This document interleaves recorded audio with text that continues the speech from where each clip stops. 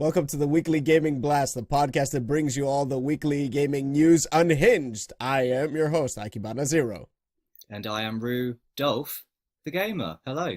Merry Christmas, Rudolph. Merry Christmas to you. So you have your new persona now for Christmas. Yeah, you've probably seen already that I've updated my avatar with a little Santa hat. Oh yeah, I love it. I love it. I absolutely love it. I was too pleased with myself when I did that. I was literally sitting in the chair cackling to myself that I'd done it. I actually think I was picturing you going like, this is going to be good. Oh, I do. I love it. I absolutely love it. It's now on all of the channel art that I've got going like for this month. Like it's brilliant. I love it. It's even on Twitter, I've noticed. It is on Twitter, yeah. Along with the update to the Rudolph the Gamer tag as well. Oh yeah, I think I noticed that first before your avatar changed. Sweet. And I like that you got a little decoration back there and everything. Yeah, my tinsel. I've got tinsel everywhere in this bloody room, to be fair. And I set up the tree, and it's all been fun. All been very Christmassy. Nice. Seems like you're really into Christmas, and at the same time, I've got this bland background as usual. You should put just put some tinsel along the top. Just drape it down. Bad idea. I'll consider that. Also, we should get some hats or something for the next cast for the rest of this month. Yes, we should. Right. So adamant, yes. Yeah, absolutely adamantly. I agree. So, what have you been playing this week? Well, what has anyone been playing this week? Xenoblade Chronicles 2. Right. But as that is going to be our big topic today, obviously, as Akibana usually says, I will fill the gap on this one. Check in the description below on the video to skip straight to our big discussion of Xenoblade 2. But as that is currently our thing, I'm going to throw out another game that I've been playing that I never played, and it's interesting. Sonic Chronicle: The Dark Brotherhood. Have you heard of this game? Sonic Chronicle: The Dark Brotherhood? Mm-hmm. This is a Sonic game. Of sorts, yes. No, I don't think I've ever heard of this. It's a DS game made by BioWare, and it is essentially a Sonic the Hedgehog JRPG. Hold the phone for a second. It's Sonic, made not by Sega, by BioWare, a Western developer. Yes. And it's a Japanese RPG. Yes. Well, by the definition of in terms of genre. It wasn't made in Japan, but in terms of what it does and how it plays, it is a JRPG. How did this happen? I don't know, but it's almost like the gods came down and blessed us. The game is good? Is it a blessing? Yeah, it is good. It is very good. The exploratory bits I'm not a big fan of. All of the exploration is done on the touchscreen, so literally the entire game is controlled on the touchscreen. But the gameplay, like the exploratory bits, are you use the stylus or your finger or whatever you want to use to guide the character, your party essentially, around, of which you can switch between different characters who have different abilities to explore the map. So like, for instance, Tails can fly over small gaps, that sort of thing.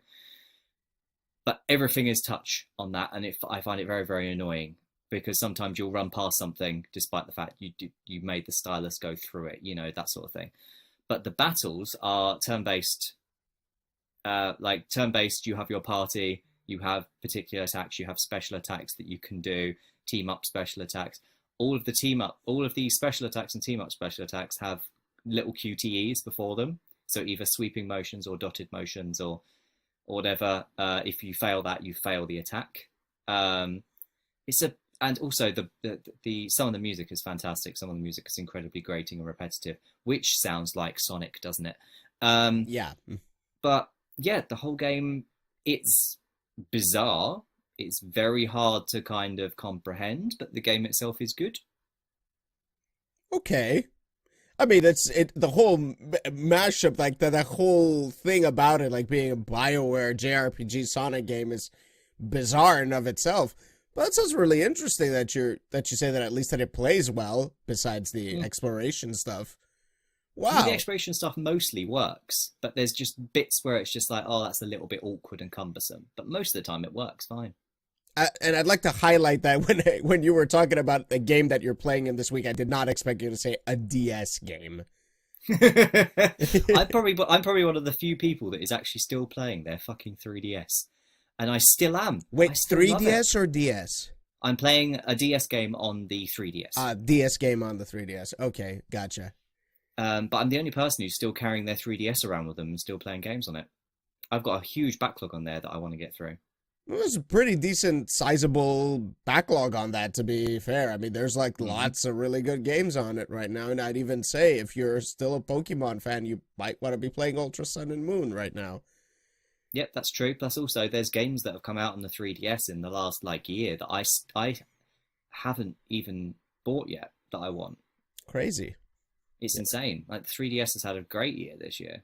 It's been obviously overshadowed by the Switch, and justifiably so, but there's been so many good games on 3DS this year. That is indeed true. I also want to point out that it's great to be what is being dubbed a patient gamer.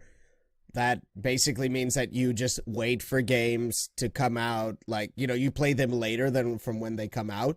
So, like, you're basically a backlog gamer. And I mean, I can attest to this because right now, despite the fact that Xenoblade Chronicles 2 is out and I really want to play it and I have been playing it, I've been battling with playing that and playing Horizon Zero Dawn, which I just recently started. And I have to say, I sit down to play and I'm like, which one's it gonna be? And it's like very awkward. It's a very awkward conversation with myself. Well, to be fair, that answers what you've been playing this week, which is what I was just about to ask. But that's in all fairness, I don't envy that choice. Horizon Zero Dawn or Xenoblade Chronicles 2.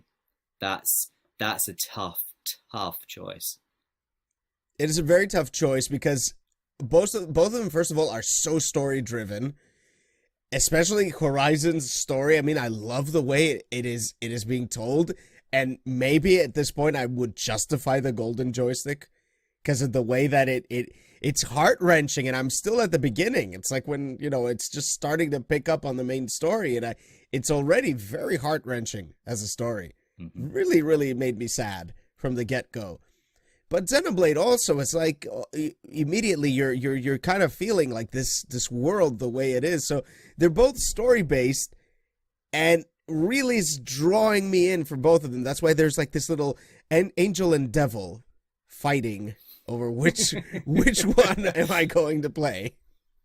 Oh, I think the key question there is which one's the angel and which one's the devil of those two. If we're talking waifus here in a JRPG with an anime setting, I would call that the devil. Yeah, I would call Xenoblade the devil out of those two, to be honest. It is a devil, even though it's quite cutesy as well at the same time. It's incredibly cutesy, painfully cutesy. That's what I like. Nia, we'll get into this, but Nia is my bae. Like, yeah, I can agree to that. Yes. But we'll get to that. Of course. Yeah. And this whole story-based thing we're talking about is going to tie into the second controversy, but let's jump right into the very first controversy. Of course, you all know which company we're going to talk about once more for like the 6th or 7th podcast in a row right now, and that is EA. And I'm starting to feel bad about all of this press that we're giving, despite the fact that it's bad press, because it doesn't matter what kind of press it is. Press is press. So, but yes, EA has once again done it again with loot boxes. This time in a game that you wouldn't even expect to have loot boxes for whatever reason, because it's not really that enormous of a game anyway. UFC 3 has very, very intrusive loot boxes, apparently, that enhance your fighters' moves and holds and attacks and strikes and all of that, and it's like pay to win up the wazoo. What in the actual duck? Seriously. But EA have learnt their lesson, right? Oh, yeah. Apparently they have. Yeah. Yeah, so they got so much flack for, Gamblefront 2, and they dialed back the loot boxes because they've learnt their lesson, and now we're on the next game, and they've learnt nada. And the good news, this isn't Colour beta, me I guess. surprised. No, you're not surprised at all. No. I can see it in your face. Like, yeah. But, well, the thing is that it's in beta, so you could say maybe they didn't have time to do something about it before, like since Gamblefront 2, but no. I don't think so. Because they had time to sort it after the beta of Gamblefront 2, and they didn't. That is indeed fair. But they did release Gamblefront 2 in the state that it was before switching off the microtransactions. Well, temporarily. Until because Disney told them to. Yes. Because Disney told them the Last Jedi's coming out, guys, and we don't want this right now. And you are really putting our franchise through the ringer.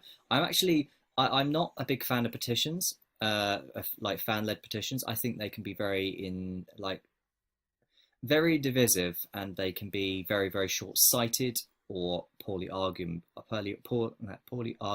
very poorly optimized. But the petition to remove the rights of Star Wars from EA, I think, has a lot of good in it, really. Because let's just look at what EA have done to Star Wars over the past 10 years. Yeah, I'm not a big fan of these kinds of petitions either because, first of all, they're unrealistic, okay? Let's be honest. I mean, a business won't just, hand away or take away or, give away or whatever, without a fight at the very least, a very major franchise that they have in their hands, okay? EA wants their Star Wars. They want it so badly, and they're going to do whatever it takes to hold on to it. And also, yeah, just because a petition was signed online doesn't mean anything whatsoever. But yes, I can totally agree to this idea that they should not hold the Star Wars franchise because first of all, I'm a Star Wars fan and I don't like what they're doing with the Star Wars franchise, okay? And second of all, despite the fact that I know that Star Wars exists solely to sell a lot of toys and a lot of, merchandise, I still believe in that universe far, far away, and I still believe that it holds a meaningful place in my life. Because yes, I grew up with that franchise, and I love that franchise. I bought toys, I bought merchandise, but it's all because I loved it and it inspired me as a nerd, as a whole, right? And it set so many expectations and so many standards for what we call sci-fi today. It's ridiculous with a franchise with such a pedigree and such a legacy to be reduced to something so egregious, so in your face type of money printing that it makes me sick sometimes. Yeah, quite literally, I echo absolutely everything you just said. Because I've grown up with Star Wars as well. I love Star Wars as a franchise. I'm very much looking forward to The Last Jedi in a week or so, isn't it? Wow, that's 14th. Quick. But I have not gone anywhere near Battlefront or Battlefront 2 since EA have done this kind of reboot of the Battlefront franchise. I will not touch them. Which is sad, isn't it? Yes, because that means there's a kind of, especially with Battlefront 2, with the story content,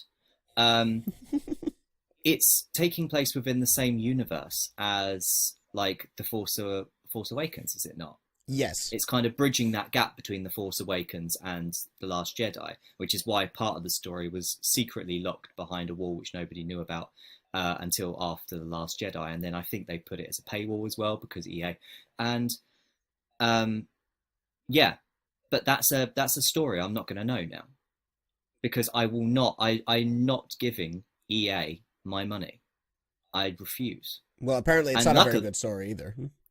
Well, and the thing is, and luckily, there's only one game that EA make in their entire library that I'd even consider buying, and it's Battlefront. Because EA don't make games for me. They never have done, and they never will. Wait, once. No, not BioShock. Dead Space, and then they messed that up. So they're not getting my money now. Well, let's be fair. I mean, and we did have a discussion that there was a discussion about this on the other podcast that I do, which is the Infinite Ammo Syndicate, and we talked about like past EA stuff. And EA actually used to make some really cool stuff, like SSX. That was a really good series.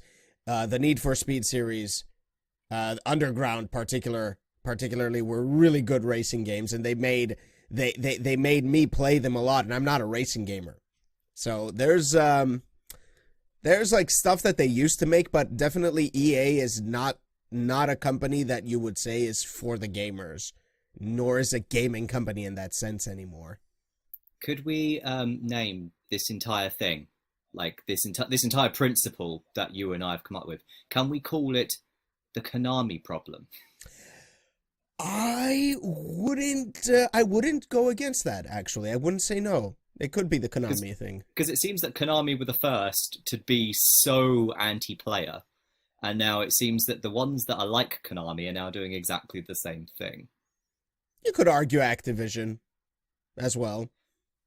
I don't know. I think Konami... I think because of the sheer audacity of what Konami have done, I think they're by far the worst.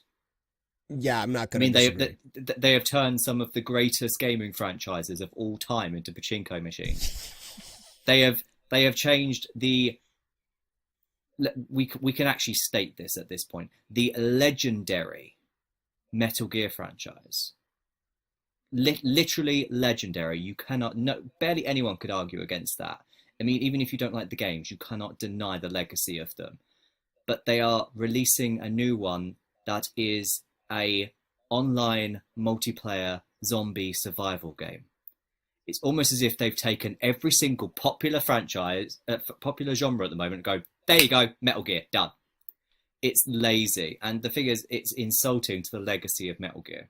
Sure, they may have problems with Kojima.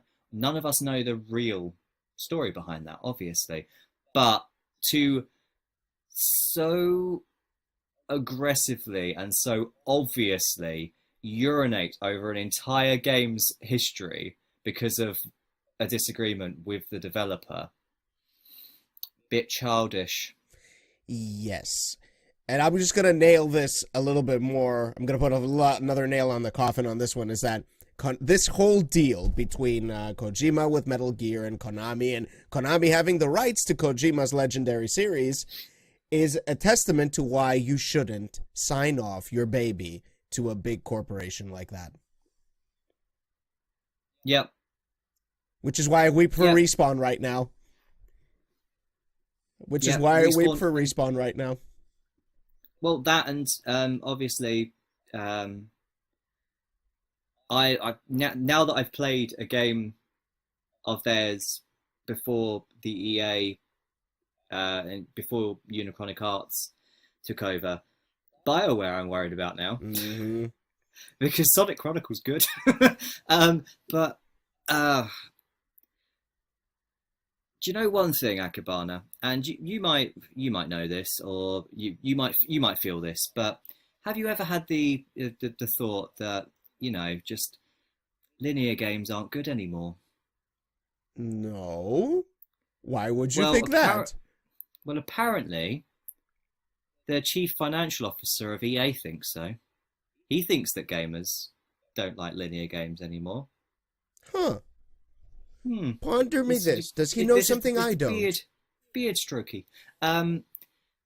Yeah, so, to give the full story on this, I can't remember his name. Blake, that's it. Blake Jorgensen. Ah, yes. The EA boss has revealed the reasoning behind the closure of Visceral. And the reason of this is because they were watching the game as it was being developed, and they saw that it was becoming a more linear game. To which he said that people don't like linear games as much today as they did 5 years or 10 years ago. So then, and this is another quote from the article I've got on it, he said that EA decided it was better to cut the bridge when you realise you can't really make a lot of money on something. So I have I have three key points here against your argument, Jorgensen. Should you ever watch our podcast, welcome, by the way. But I am just about to prove you wrong in everything you just said. 3 reasons why gaming linear gaming is not a bad thing, nor will it ever be a bad thing. And also, there will always be an audience for it. First one, let's go back a few years, shall we? When the industry, not the consumer, the industry was actually stating players don't want single-player, story-driven experiences anymore. They actually said that, the industry. Then BioShock came out, and look what happened with BioShock. Look how well that sold. Look how popular that was. Could the industry have been wrong at that vital point?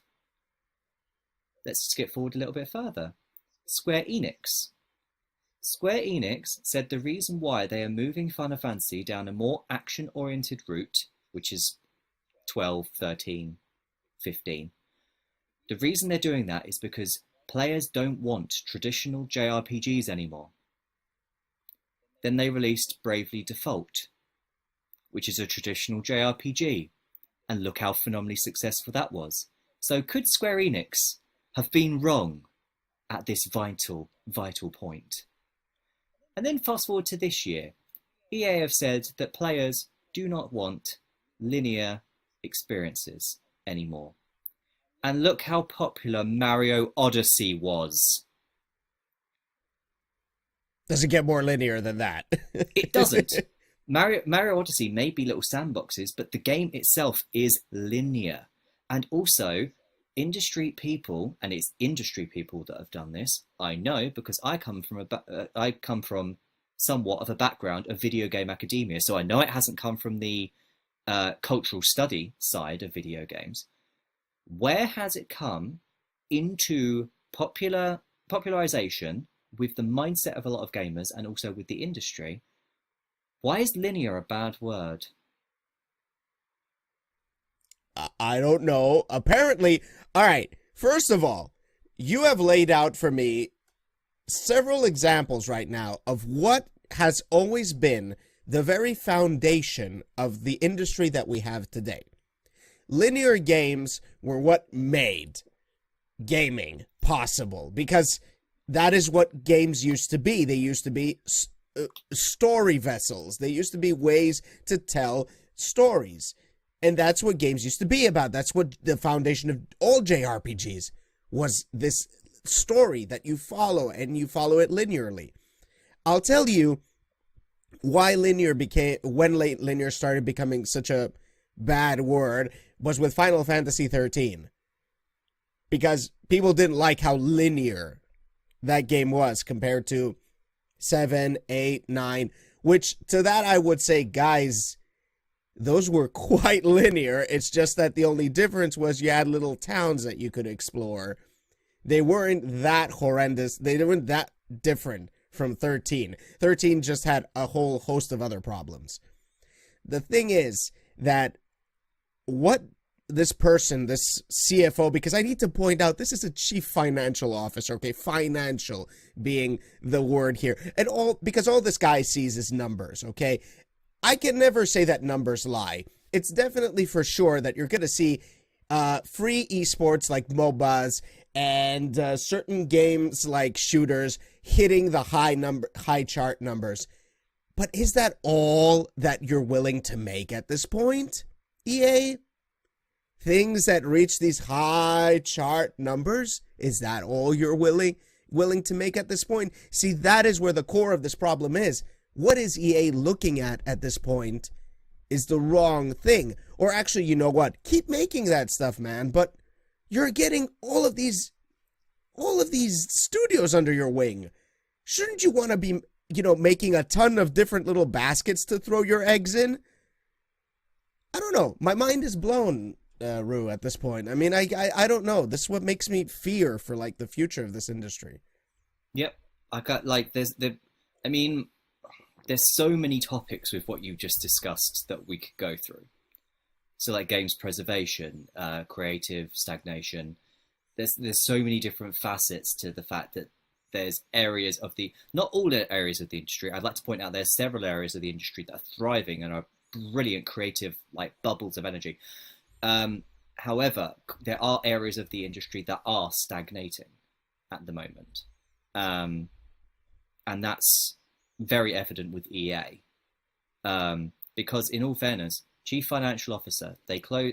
Let's put this whole little string of podcasts revolving EA. Let's link them all together because they can all be linked with one very subtle thing. This mindset links them all together because Chief Financial Officer, they say they closed Visceral because it was making a game that they didn't believe would make them that much money. They released Gamblefront 2, have to dial back on their previous ideas and mechanics with the game because they have significant backlash, plus also Disney. Then the game goes on to be significantly poorer performing than the previous game. That wasn't fantastically well performing anyway. I mean, it sold relatively well, of course it did, but the second one sold even worse. There is such a thing as bad publicity, and EA has got it in spades at the moment. But it's... It is. It's all like extremely relevant at this point, but it just, I don't know.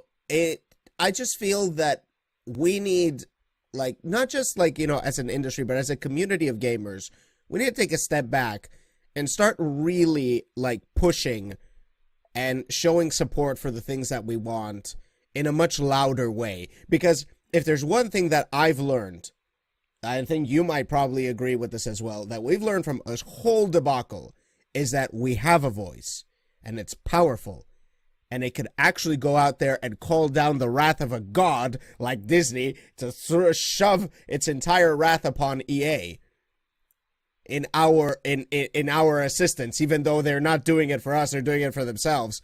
But it's still, you see that we have the power to make this happen. So we need to stand behind our beliefs. And instead of just, you know, just sucking up everything that they're giving us, go back on it. This is actually proof that wallets are actually speaking, because I've heard this argument that maybe our wallets don't speak as loudly as we think. No, they do. No, they do. Now they are, ladies and gentlemen.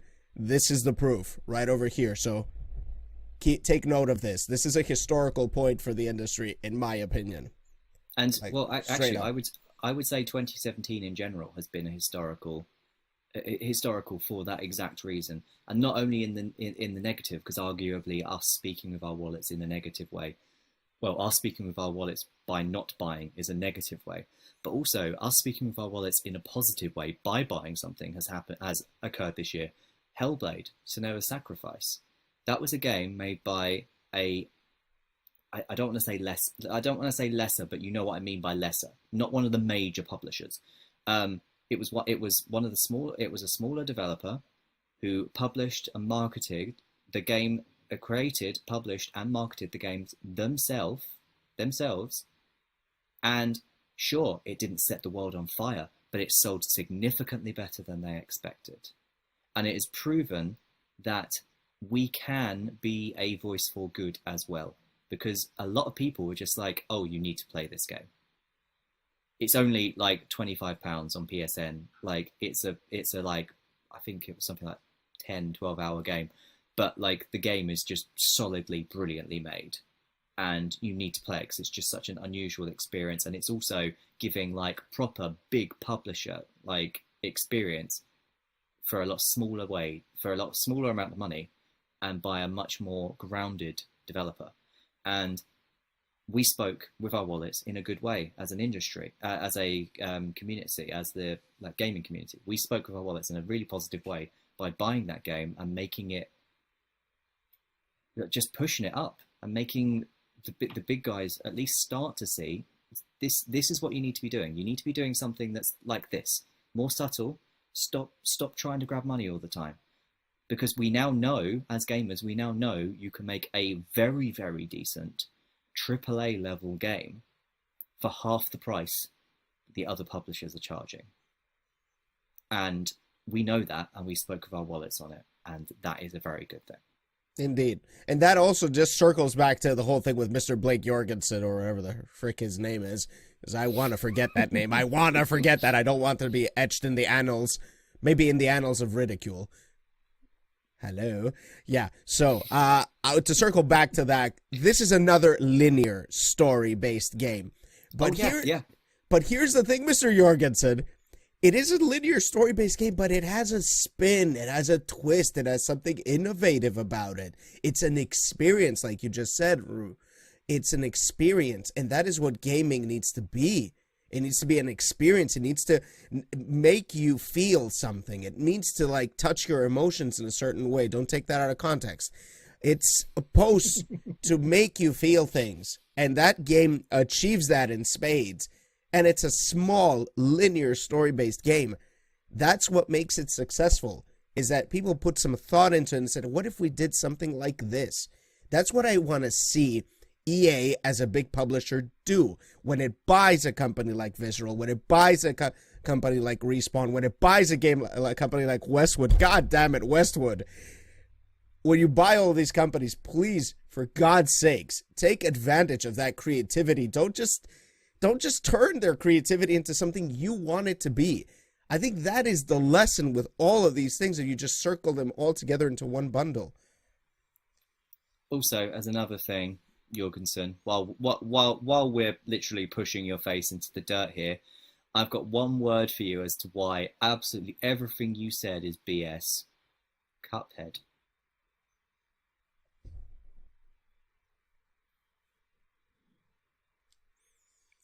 Enough said. Done. Mr. Jorgensen, go play Cuphead. Tell me later if that's not a good game. Oh, yeah, tell me later that we need, 50, 60, like £50, $60 games that aren't linear. Tell me. And I'm pretty sure because you don't have the time to play any games, Mr. Jorgensen, I'm just going to say one thing and one thing only. Don't talk about something you got zero experience about. Zero. Wow, we are firing shots. This guy has pissed me off, Rose. Sorry, guys. I'm getting ragey here. Let's move on. Let's go on to things that are sillier, because this is, like, really silly at this point. Now, remember when we talked about Tencent buying the rights to PUBG for China, right? Mm-hmm. Now, not only are they going to publish PUBG in a different way so it follows China's harmonious guidelines for not, disrupting the harmony of the country and all of that. Not only are they making one, but they're making two mobile PUBG games. How do you turn that into a mobile game? God only knows. I'm gonna make a couple of predictions here. I'm gonna predict that it's going to be one of those always online mobile games. Oh yeah. I'm going to make another prediction that the servers are going to be awful and it's not going to work. And then I'm going to make the third assumption that it's going to have microtransactions. Oh yeah, the microtransactions are going to be there. Of course, with China being the only country in the world right now that puts a regulation countrywide that if you have loot boxes in your game, you have to state when a player is buying them, what is the percentage of what they're going to get out of it. This is something that China does, and it's one of the few things I'm going to praise about the government at this point, because they took real, actual, immediate action on this. It's the only country that does this, China. Keep that in mind, guys.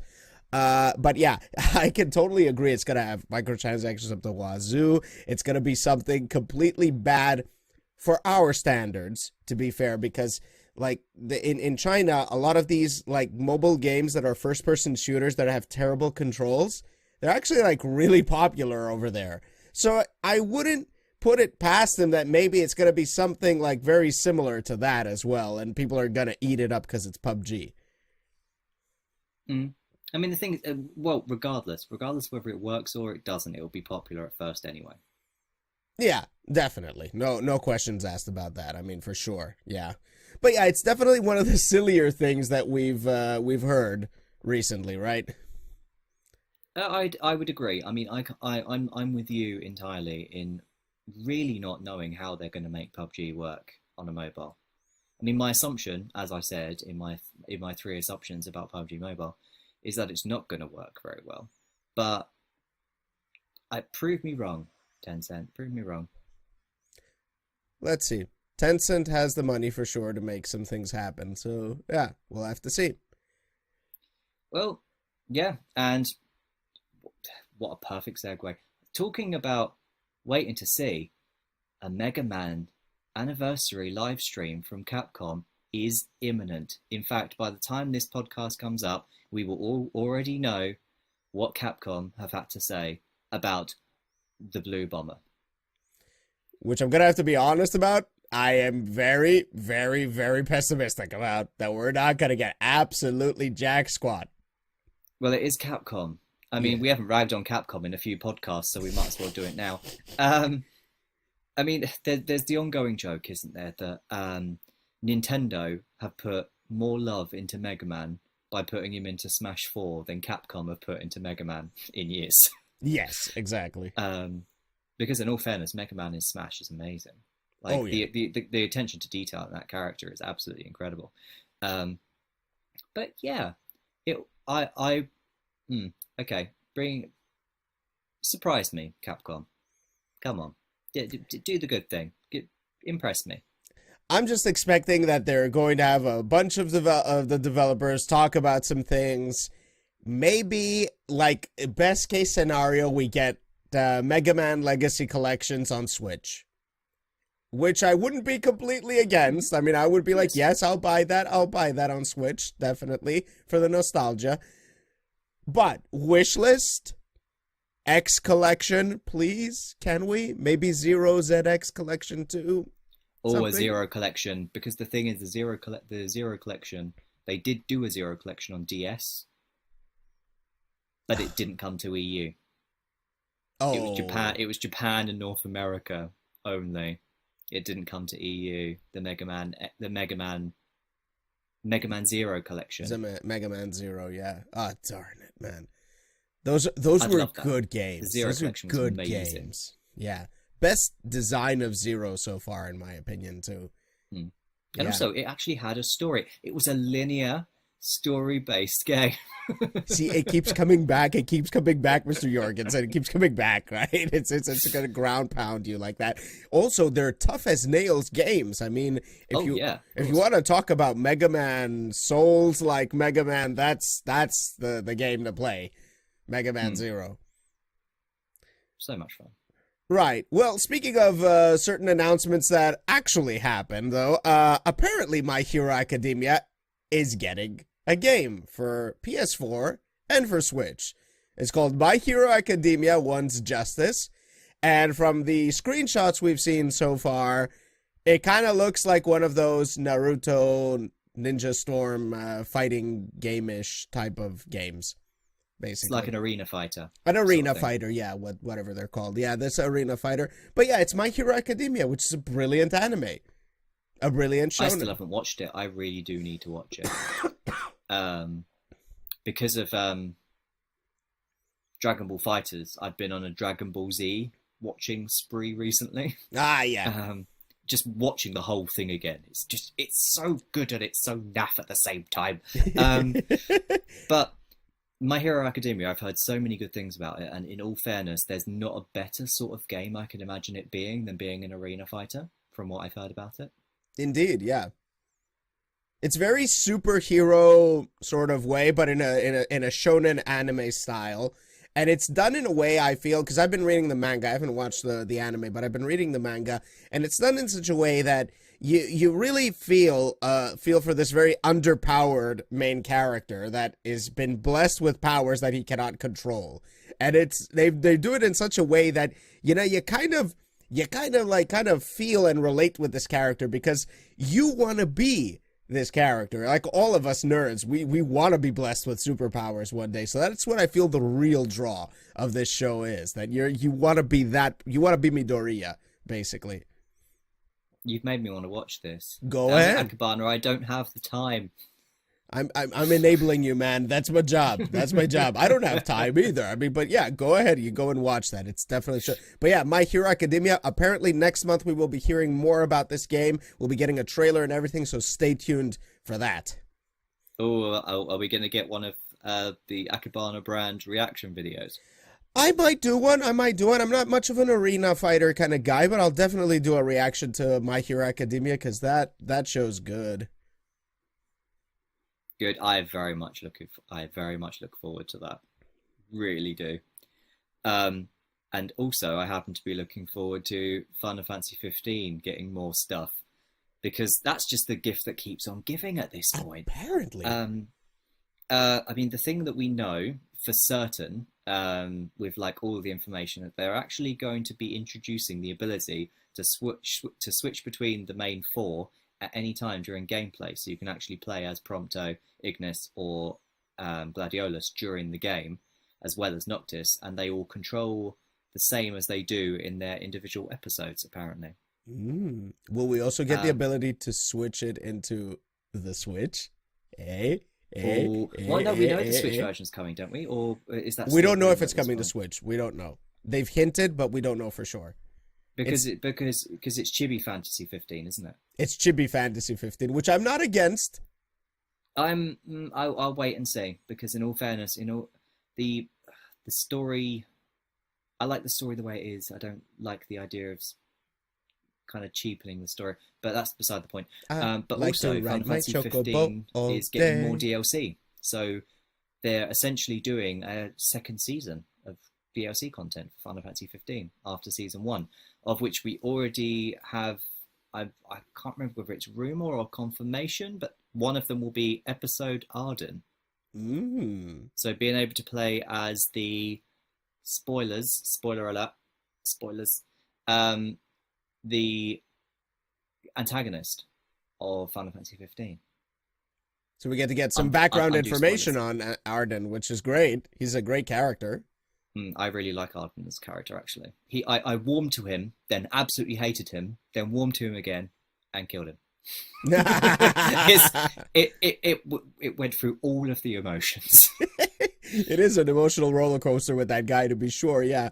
But that is one of three, at least three, potential DLC packs we will be getting, which, I mean, what else could they possibly do? The only thing that I want them to do is add more stuff and refine comrades.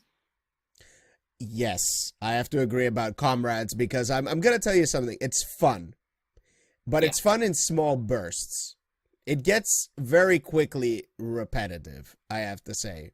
Which, I mean, okay, is the core of gaming, yada, yada. I mean, repetition, all of that. What are you talking about, Akibana? But yeah, I mean, this Monster Hunter style of thing where you go out, you kill a big monster with your friends, and then you loot and you improve your stuff and you move on. It kind of needs to have a bit more substance to it, because it is a repetitive process. So you need to have some substance somewhere else. So that's what I would like to see them do with Comrades, like refine it a little bit to add some substance somewhere, because right now it feels a little dry, if you ask me. It's fun. I won't argue that it's not fun, and it's particularly fun if you got people to play it with. And the main thing I want them to refine is those loading times. Considering how quickly the missions can be done, because some of them can be done in a matter of minutes, the loading times are too long to justify that.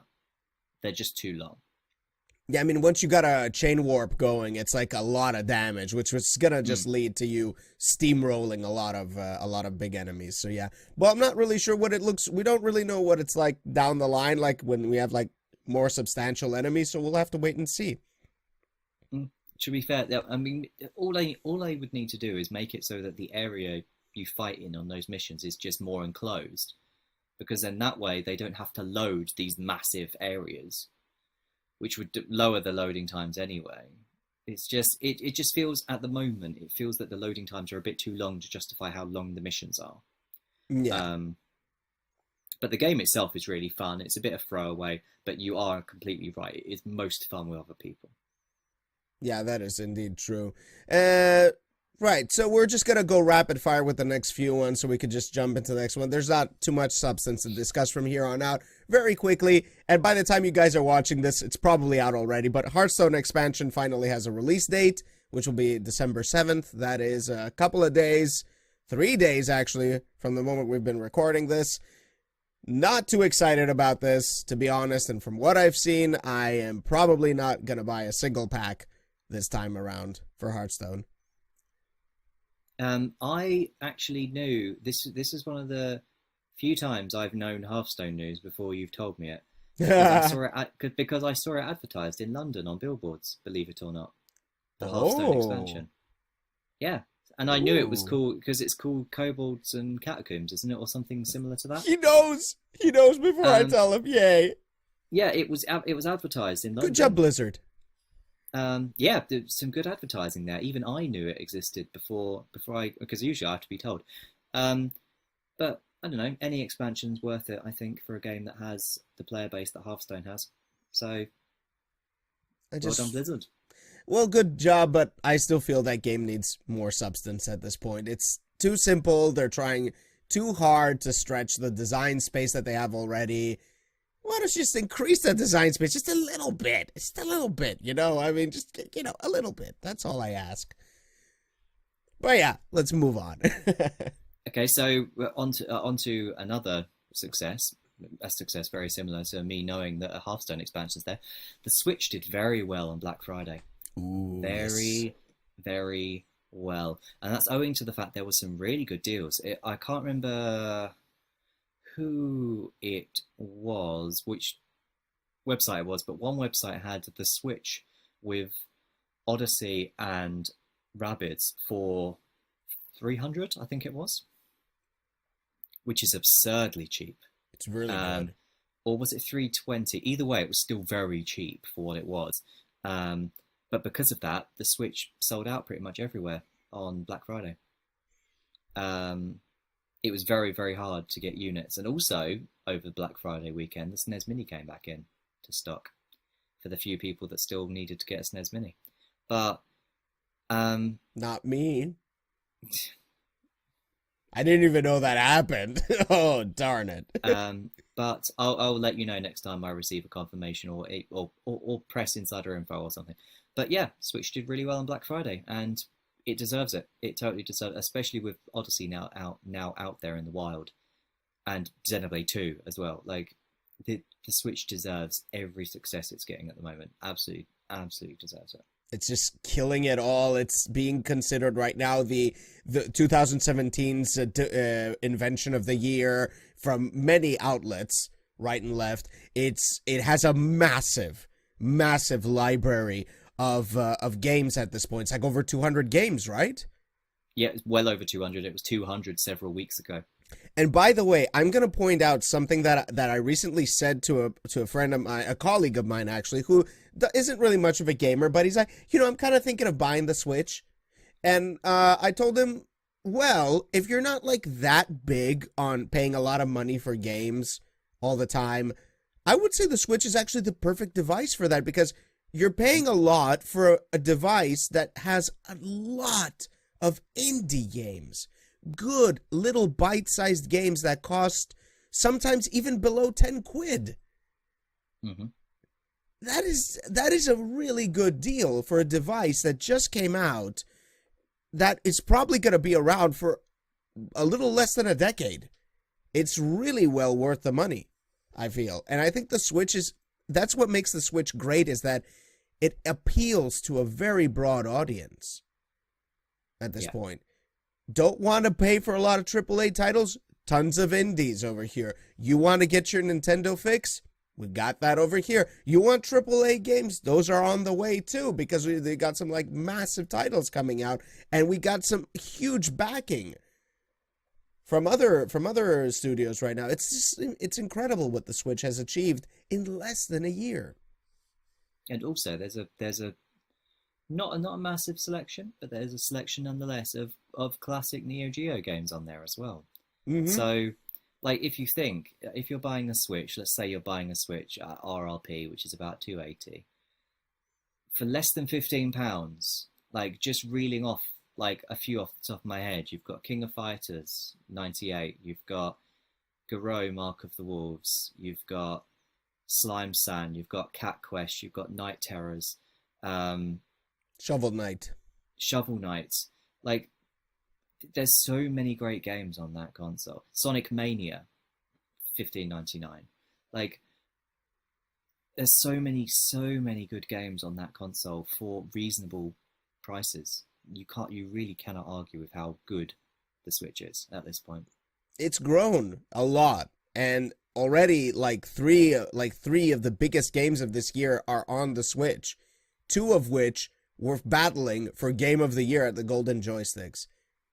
Mm-hmm. Like, this is Nintendo really coming back to form. And if next year they can make it the year that Nintendo fixes its infrastructure and online, boy, oh boy, is Nintendo going to be king again. Can't wait. Yep. Can't wait. Yep. Right. Can't disagree with anything.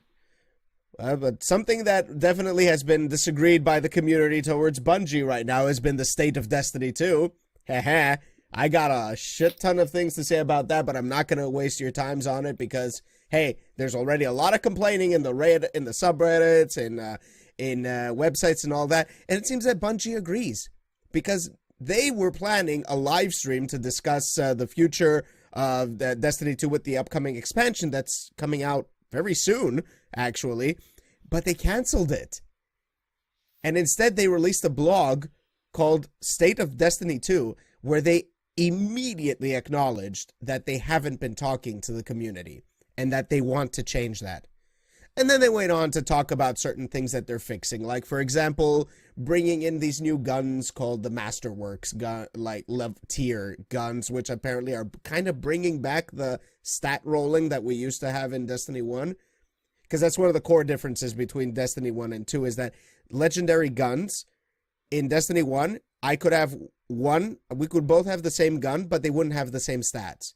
It depends on what you rolled. It's kind of like Diablo in that sense. Destiny 2 did away with that. And people are not happy because that was one of the big things about playing Destiny is that you constantly tried to find the best rolls, the god rolls on the guns. So they're kind of alleviating that with Masterworks. And they're introducing other quality of life stuff that they will talk about in the future, of course. But yes, Destiny definitely in a bit of a weird spot right now with the community. Which is weird because you were so hyped for it before it came out. And it's a good game. I'm not going to disagree. It's just that once you reach the level cap, it's like, what do I have to do? The raid is not that great, although it's gorgeous. Like, you walk in there, it's like, holy crap, this is amazing. But it doesn't play well. At least I haven't had fun in the raid at all. I've always had fun in every single one of Destiny 1's raids. This one is hands down the worst raid they've ever made.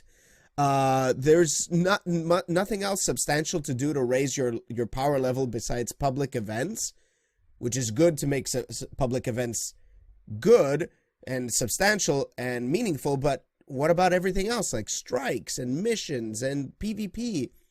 PvP is in a weird spot as well because there are only 2 playlists and you can't pick what game mode you want to play. It's strange.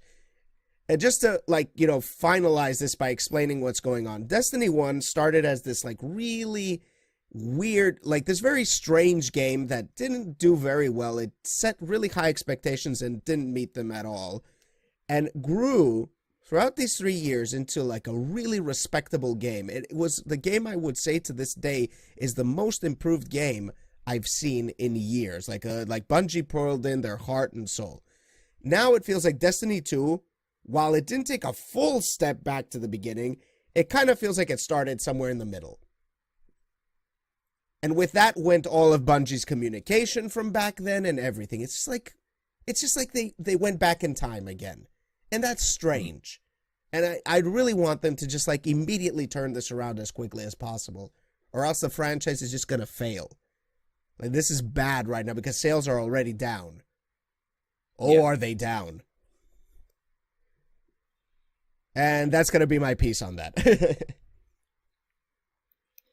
but it's not all bad in the industry. Definitely not if you're a fan of Tekken 7. Ooh. Geese Howard is in the wild, people.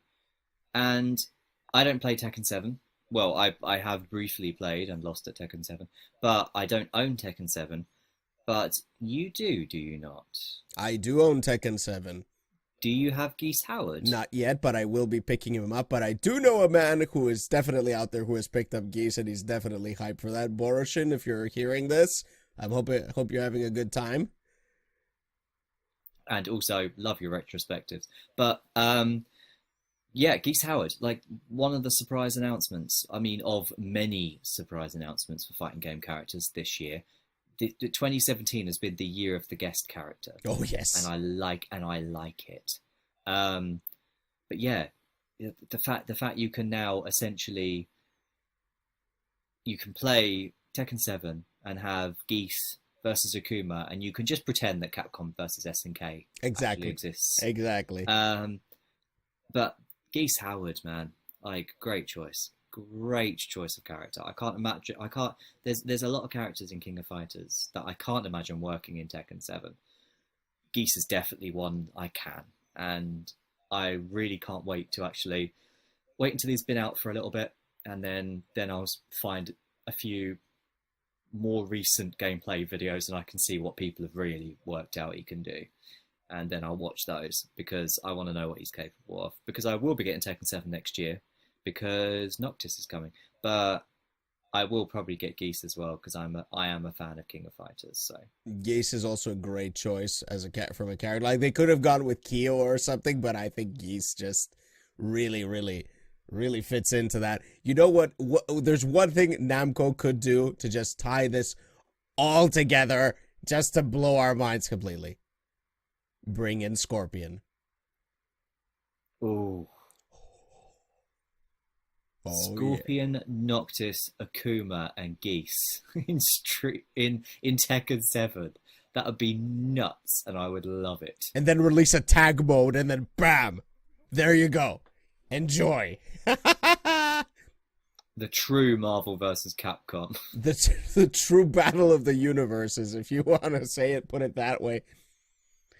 And then they could just go bananas with other things, because I don't know. I mean, yeah. Namco definitely knocking out of the park with T7 for sure. And yeah. And they're not the only ones either. Because obviously NetherRealm are knocking it out of the park at the moment with Injustice 2 and their characters. It makes me very excited about next week. Yes. Because we've got PlayStation Experience and we find out more about Arcade Edition, and we find out, well, by the end of the year, we will know at least one DLC character for Season 3 of Street Fighter V AE. And we'll see, because they've now Capcom are going to need to raise their game, because NetherRealm and Namco, as we've seen with Geese Howard and with Noctis, both of them have raised their game significantly. And Capcom are going to need to do the same, otherwise they're just going to be left behind. Street Fighter V is popular, but it won't remain popular if it stays the way it is. Did you just inadvertently take a dig at the Left Behind comment? You don't know about the Left Behind comment? Oh my God, Ruben, you're so left behind on this. Yeah, there was a guy from a marketing guy from Capcom who put out a tweet back when, people like were really having a go at Street Fighter V. And it's like, we've got lots of big announcements and stuff, and don't worry, the haters are all gonna be left behind. And this became a meme, Mr. Left Behind. Wow. Okay, I didn't know that, and I've inadvertently continued a meme. It was perfect. It was perfect. Right. Well, the things I learn. And speaking of things that are close to perfection, time for our big discussion, because we're close to the 1 hour mark already. We've been talking endlessly, but we're having a good time of it, to say the least. Xenoblade 2 Chronicles is finally out. Ruben and I have both played it. I'm pretty sure Ruben has played a shit ton more of it than I have, so he's got a lot more to say about this. This is going to be his show for the most part. But I do have to say, my number one, the thesis statement for this discussion is going to be, this is JRPG's back with a vengeance, in my opinion. Yep, I can't disagree with that. It just feels like, bless you, it just Thank feels like classic JRPG fun evolved.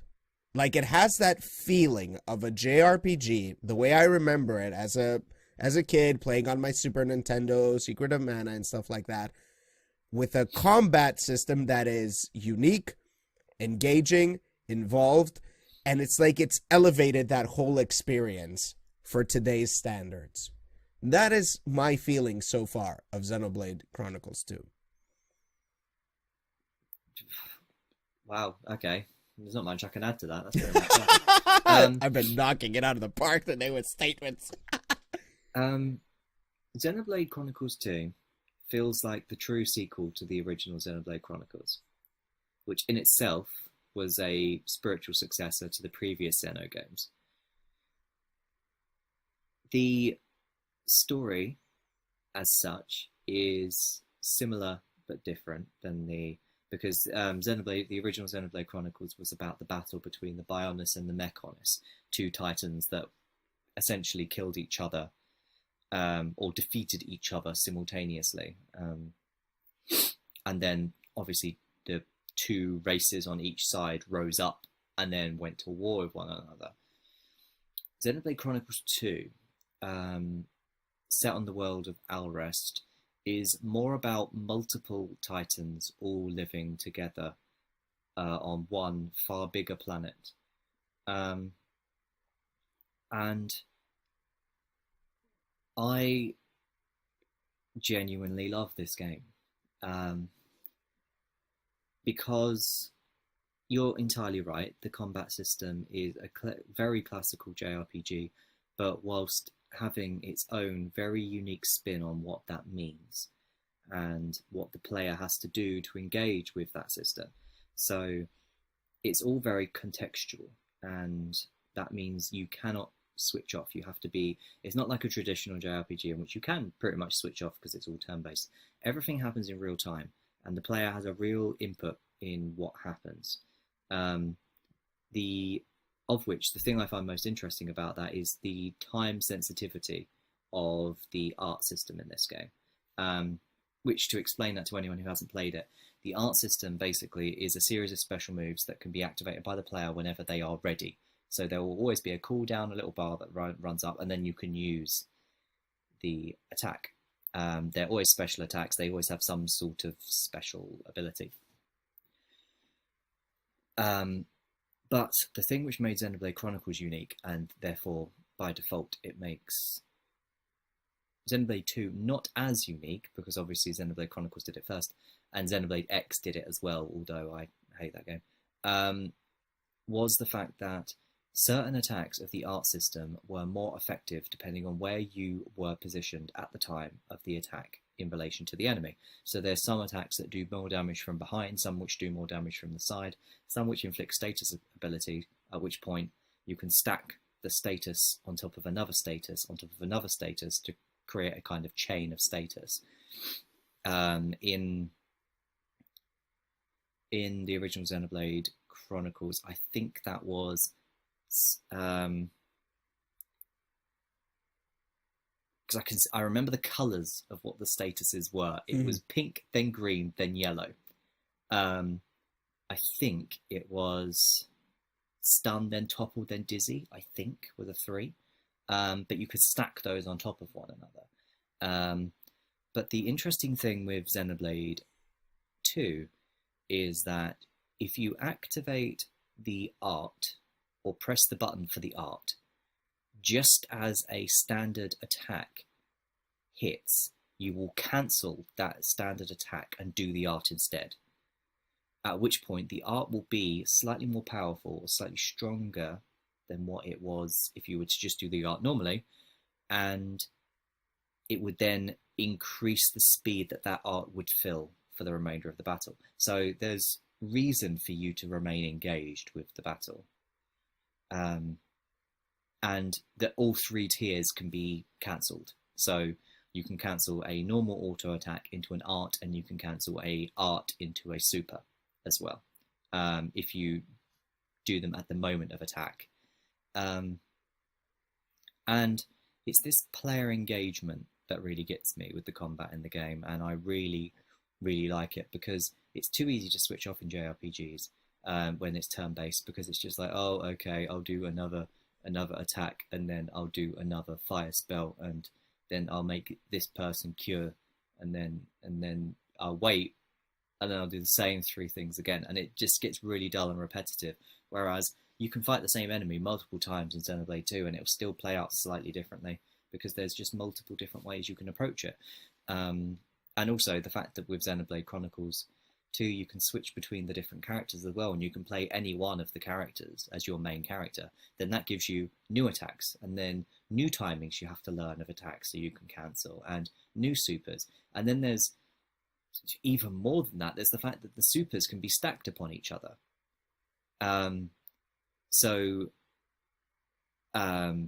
Minor spoiler here, but one of your character, if they do their super, their level 1 super, and then if immediately afterwards you do your level 2 super, your super will have an additional effect on the end of it, because you've stacked it on top of a previous super.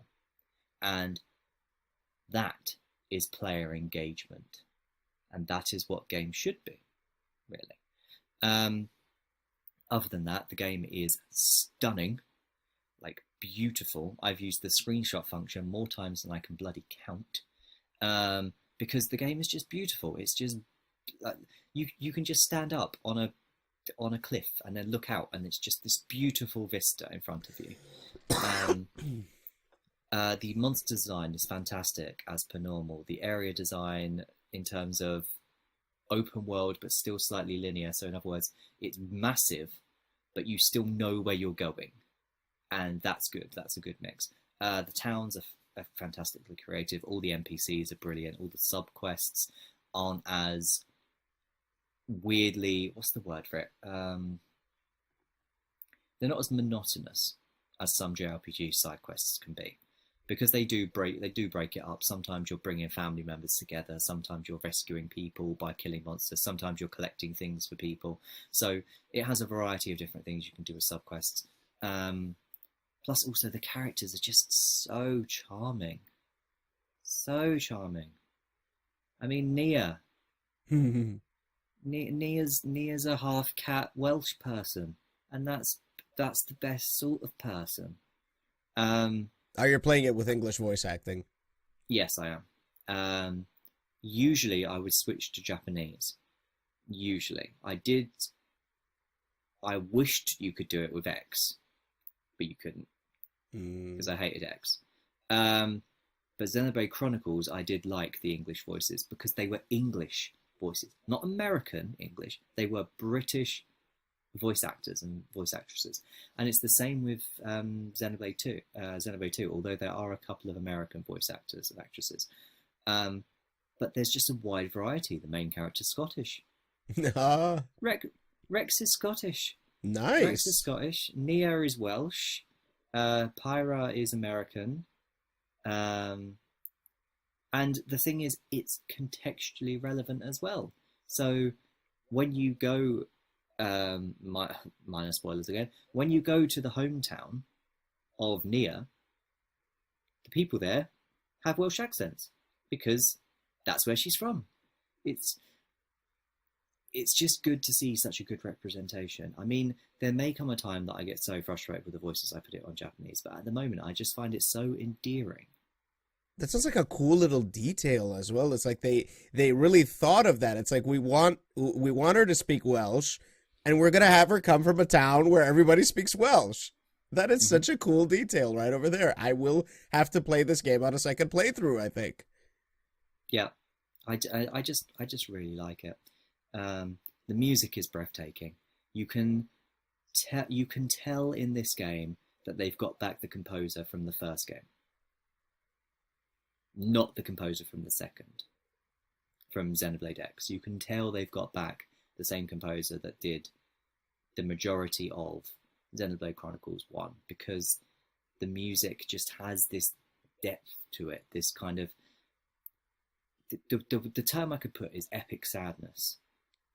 Epic orchestral songs that have a very somber undertone to them, and that is very much the hallmark of the first game's music as well.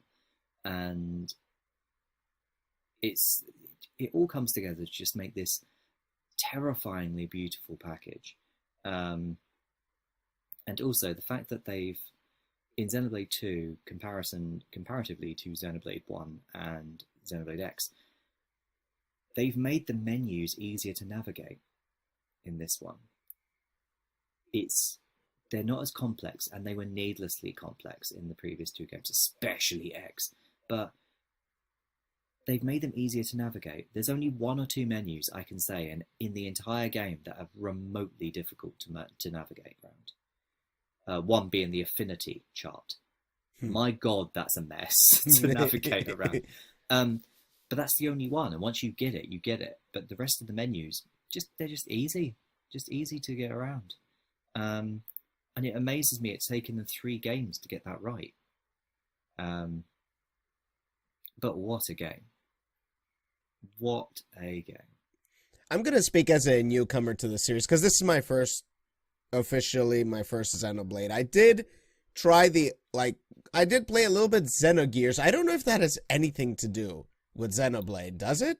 Kind of spiritually, there, right? But not for, if you think like Demon to Dark Souls, that sort of link, where there's things that carried across, but it's mostly its own thing. Okay, gotcha.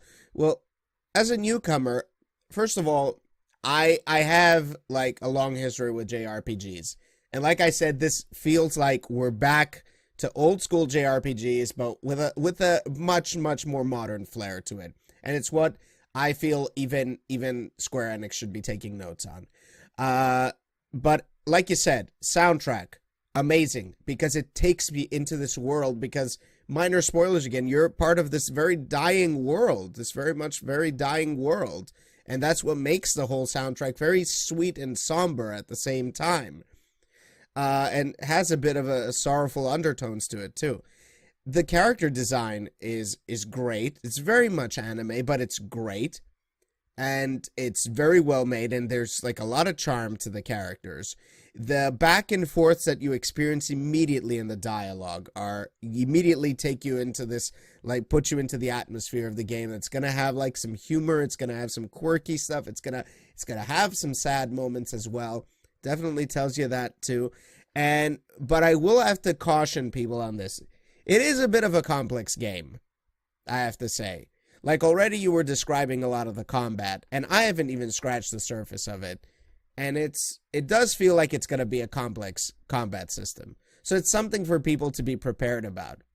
I feel the game has a reasonable pace when it comes to teaching you the combat, and you do get bombarded a lot with tutorials, which is good, but also at the same time could annoy some people. I'm okay with it as long as, you're telling me what I'm supposed to do and not making me, figure it out on my own, then it's fine. But it's definitely a game you have to be kind of prepared to experiment with its combat, or else you might not be able to get the most out of it. And I'm saying this partially in response to a Reddit post where a person just really didn't like the game and didn't find the combat engaging after 10 hours of playing it. I think maybe 10 hours may not be enough to judge this game, actually. Ooh. See, that's a difficult one for me, because I feel that the length of time it takes you to decide fully on something is the length of time required to get it. So you already get it. 10 hours in. I don't know. I reckon that's enough to know if you're not going to get on with the combat system. But if you haven't got on with the combat system by 10 hours in, that means you've ignored a tutorial. I am just saying. Because Xenoblade 2 is very good at teaching you what you need to know about the combat system. There's things in Xenoblade Chronicles that I had to work out for my bloody self, for instance. Which now, once I got them, I got them. But Then I found out when I played it through the second time that I missed a tutorial, and that's the reason why I didn't know it. These games are very good at teaching you things. So if you don't get the combat after 10 hours, that means you've missed a tutorial or ignored a tutorial. That's what it is. But the thing is, you can win fights without even pressing a button. So I don't know what there is to get, because your character auto-attacks the nearest enemy to them. Well, they will auto-attack the targeted enemy if you're near them. Therefore, you don't even need to press a button. It's fair. Definitely fair. It's a weird thing, because I'm gonna be honest. When I first watched videos of this game, I thought it was gonna be an action combat system. And to be quite honest, when I picked it up from your device, you remember at the NPB, I picked it up on your device and I started playing. And I was starting mashing buttons.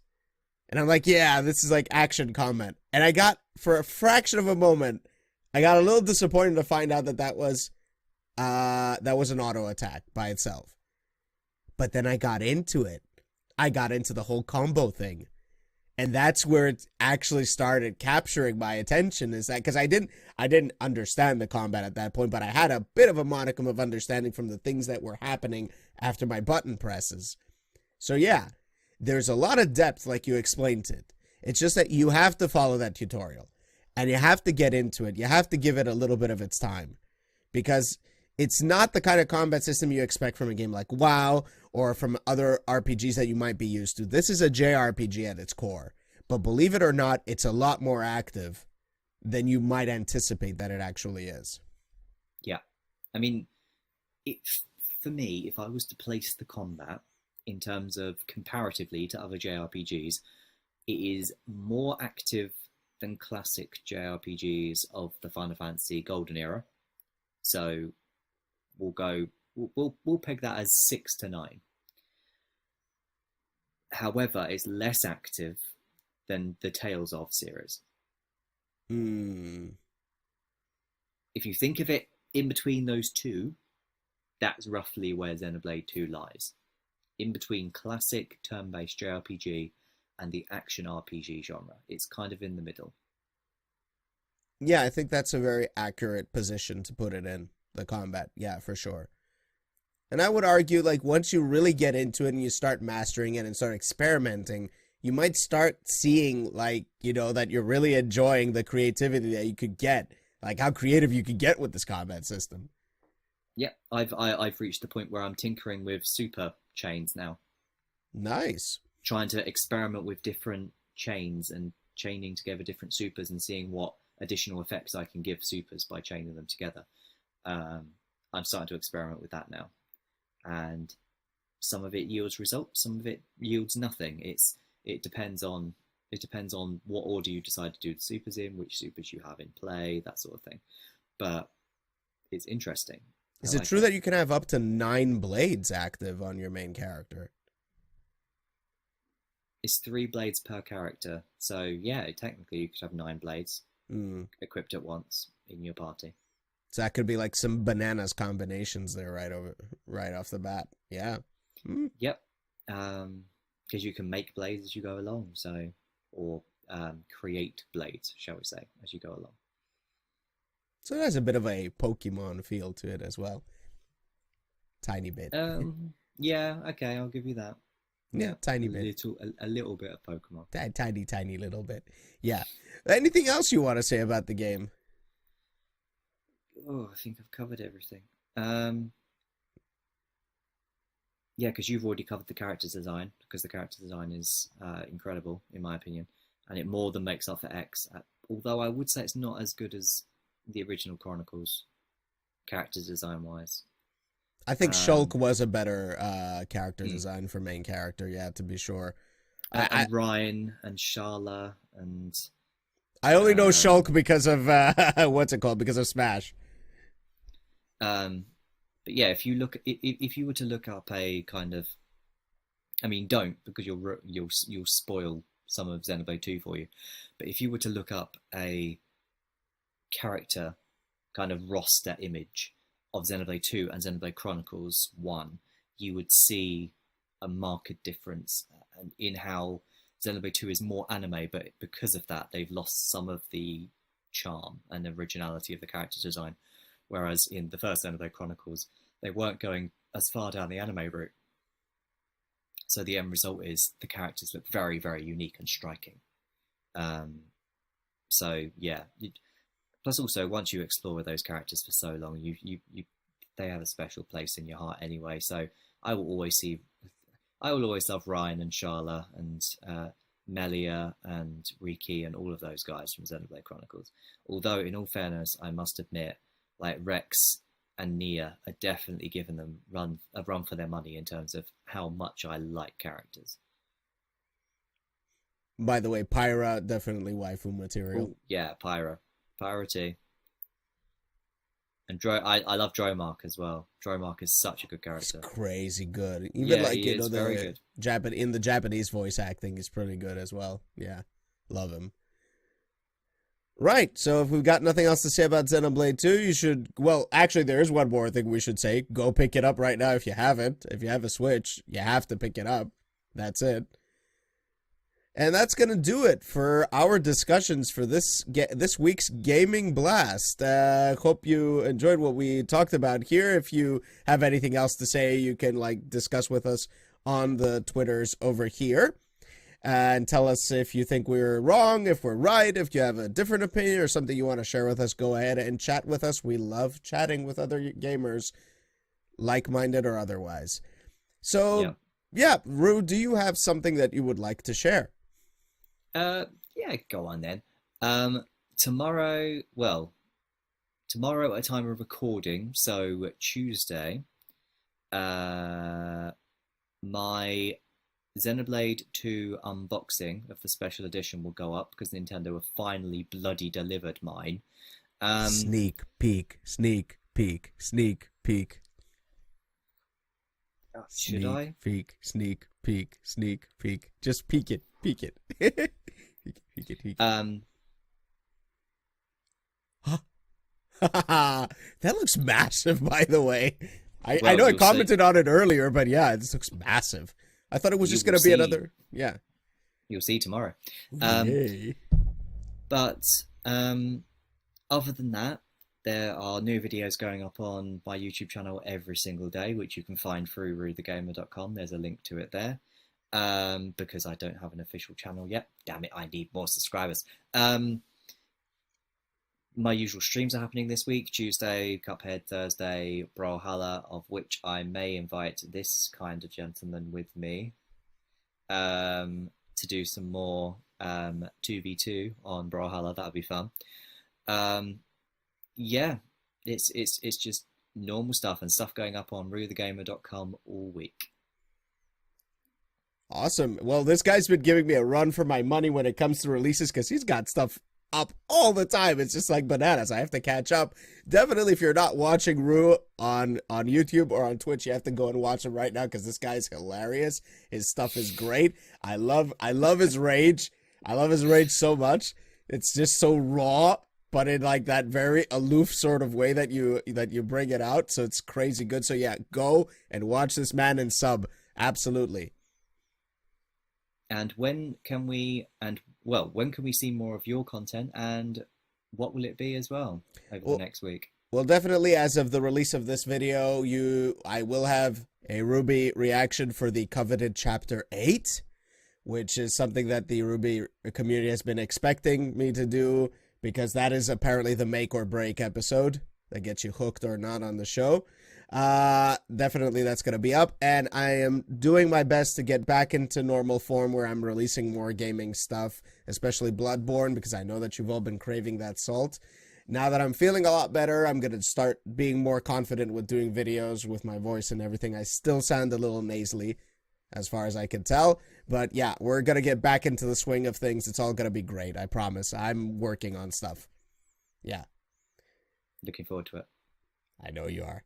Nah, and that's going to do it with our weekly gaming blast. Of course, you could also catch me on this guy's stream. We did what's it called, Comrades recently. We're going to do some Brawlhalla. It's going to be great. Yeah. The first, in fact, I should be putting by next week.